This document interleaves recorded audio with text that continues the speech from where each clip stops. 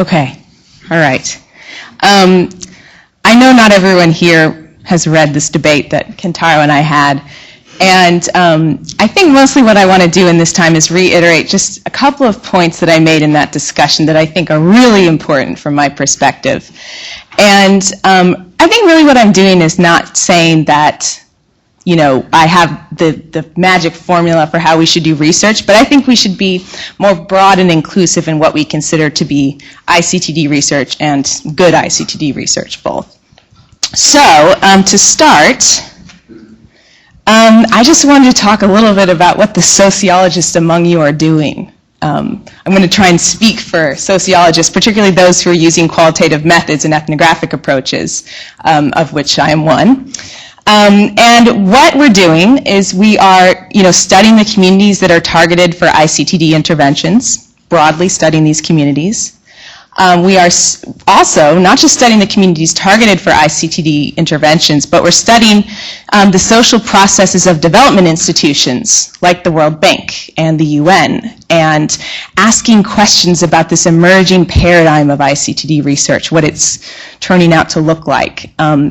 And I think the important role that plays is that it helps us to continue to question it and not to sort of stagnate, and to continue to be innovative about what we consider to be development and what we consider to be beneficial to communities in developing regions of the world. And then the last element, this is something I spent a lot of time doing, is we study successful technologies in developing regions and especially consider how and why users and entrepreneurs embrace them. So those aren't necessarily ICTD projects.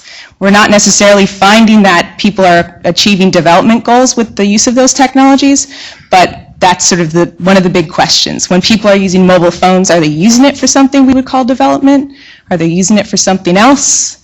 Are they using it according to their own definition of development? So in a nutshell, that's what I think many of the sociologists in this community are doing. And what I want to argue with Kentaro about is I don't want him to banish us to this technology and society discipline, sub-discipline. I think we want to be part of this community, even if we're not always targeting development problems or looking for solutions or trying to solve problems. Because I think any of this almost always will contribute something worthwhile to this discussion. Okay. The next thing I want to point out is that from what I've been able to ascertain from my own discipline, my former discipline of computer science, and some of the other disciplines I've been exposed to, we all have certain acceptable compromises we make in the way we carry out our methods. For example, lab-based experiments sacrifice reality. That's kind of a polemical statement, but they sacrifice reality for fine-grained control over variables and are able to make really strong claims for replicability and verifiability. I think I've spelled that wrong. Yeah, anyway, as an ethnographer, what I'm absolutely committed to and what I will not compromise is that I have to be studying events as they unfold in the world. That is my top priority. I would not be an ethnographer if I was doing a lab-based study. And as a compromise, I'm not able to make often very strong claims for replicability, for example, and not always able to make strong claims for generalizability. Okay. I want to just drive home this one criterion that I think was missing from the list that I think is very important in the kind of work I do, and is something that I see is kind of missing from certain styles of ICTD research sometimes when they're poorly carried out. And it's the criterion of accuracy. And I'm defining that in two ways. The first is accuracy as the way a researcher grasps the subject under study and identifies its relevant dimensions and its scope and range. Okay, that's the first aspect of accuracy. There's sort of a subtext in that statement, and what I have a beef with, I think, is some of the survey work that I've been seeing over the years, especially survey work on internet use and mobile phone practices in African countries. And they're frequently, I'm finding, asking the wrong questions, right? they're missing some of the essential elements of the phenomenon of mobile phone use in a place like Uganda, because they don't know the questions to ask. I'm imagining survey writers sitting in an office and saying, what makes sense, what do we need to know, who's using phones, how often are they using them, etc.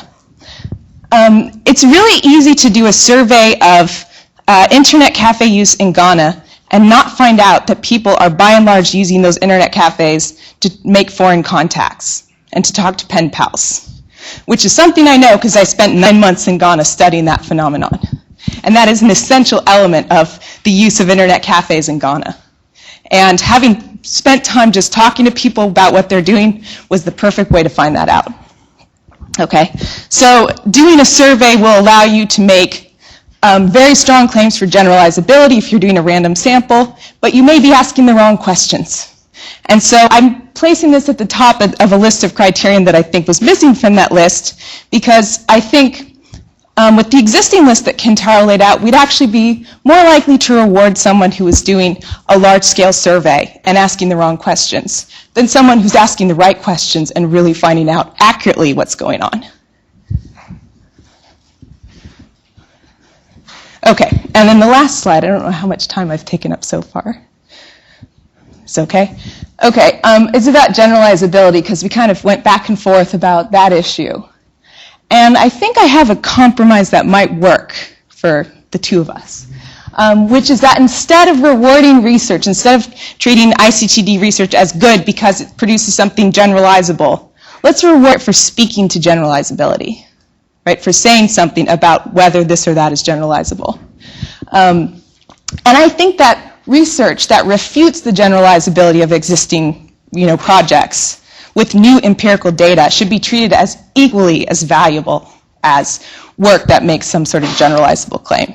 And that, I think, is a real tension in this community. The history of development efforts, we've seen that gross overgeneralizations have been made and projects have failed because of that. So if we're able to work against that, I think it keeps the balance just right.